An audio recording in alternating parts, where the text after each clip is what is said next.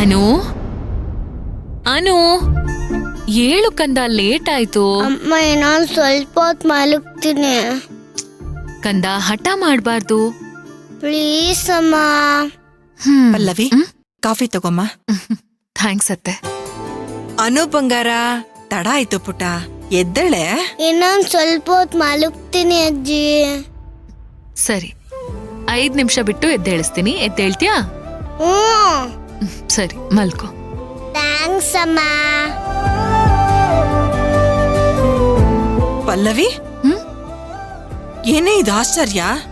ಪಾಪ ಅವಳು ಮಲ್ಕೋತೀನಿ ಅಂತ ಹೇಳಿದ್ರು ಬಲ್ವಂತವಾಗಿ ನೀನೇ ಎಬ್ಬಿಸ್ತಾ ಇದ್ದೆ. ಇವತ್ ನೋಡಿದ್ರೆ ಆರಾಮಾಗಿ ಮಲ್ಕೊಂತ ಹೇಳ್ತಾ ಇದ್ಯಾ? ಮಲಗ್ಲಿ ಅತ್ತೆ, ಪಾಪ ಗೋಳ್ ಕೊಡ್ತಾ ಇದ್ದೀನಿ ಅಂತ ಅನ್ಸುತ್ತೆ ಒಮ್ಮೊಮ್ಮೆ. ಬೇಗ ಏಳು, ಓದ್ಕೋ, ಹೋಮ್ವರ್ಕ್ ಮಾಡು, ಇದೆಲ್ಲ ಜಾಸ್ತಿ ಹೇರ್ತಿದ್ದೀನಿ ಅಂತ ಅನ್ನಿಸ್ತದೆ. ಮಗಳ ಮೇಲೆ ಒತ್ತಡ ಹಾಕ್ತಿದ್ದೀನಿ ಅನ್ನಿಸ್ತದೆ. ನೋಡು ಪಲ್ಲವಿ, ಹೆತ್ತೋಳ್ಗೆ ಒಳ್ಳೆದನ್ನ ಹೇರೋ ಅಧಿಕಾರ ಕೂಡ ಇರತ್ತೆ.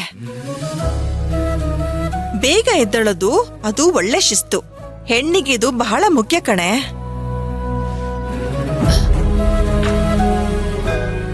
ಹೆಣ್ಣಿಗೆ ಎಲ್ಲಾನು ಮುಖ್ಯನೇ ಅತ್ತೆ. ಹಾಗೆ ಹೆಣ್ಣು ಮುಖ್ಯ ಅಲ್ವಾ? ಹೆರೋ ನೋವಲ್ಲಿ ಸುಖ ಇರುತ್ತೆ, ಹೆರುವಾಗ ಅದರಲ್ಲಿ ಚಿಂತೆ ಇರುತ್ತೆ.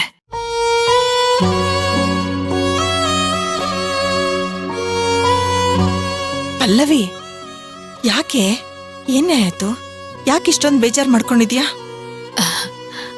ಹಾಗೆಲ್ಲ ಏನೂ ಇಲ್ಲ ಅತ್ತೆ. ನನಗೀಗೀಗ ಅನು ಜೊತೆ ತುಂಬಾ ಹೊತ್ತಿರೋಣ ಅನ್ನಿಸ್ತಿದೆ.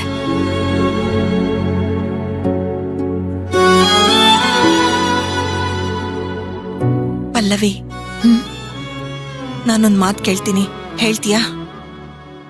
ಕೇಳಿ ಅತ್ತೆ. ಸುಹಾಸಿನಿ ಪೂಜೆ ಮುಗಿಸ್ಕೊಂಡ್ ಬಂದಾಗಿಂದ ನಾನು ಗಮನಿಸ್ತಾನೆ ಇದ್ದೀನಿ, ನಿನ್ ಮನ್ಸು ಮೊದ್ಲಿದ್ದ ಹಾಗೆ ಗಟ್ಟಿಯಾಗಿಲ್ಲ. ಯಾವಾಗ್ಲೂ ಏನಾದ್ರೂ ಯೋಚನೆ ಮಾಡ್ತಾ ಇರ್ತೀಯ. ಅನು ವಿಷಯದಲ್ಲಂತೂ ತುಂಬಾ ಭಾವಗಳಾಗ್ತೀಯ. ನಿನ್ ಮನ್ಸು ಮೊದ್ಲಿನ ಹಾಗೆ ಗಟ್ಟಿಯಾಗಿಲ್ಲ. ಏನೋ ಬದಲಾವಣೆ ಆಗಿದೆ ಅನ್ನಿಸ್ತಾ ಇದೆ. ಏನಾಯ್ತು?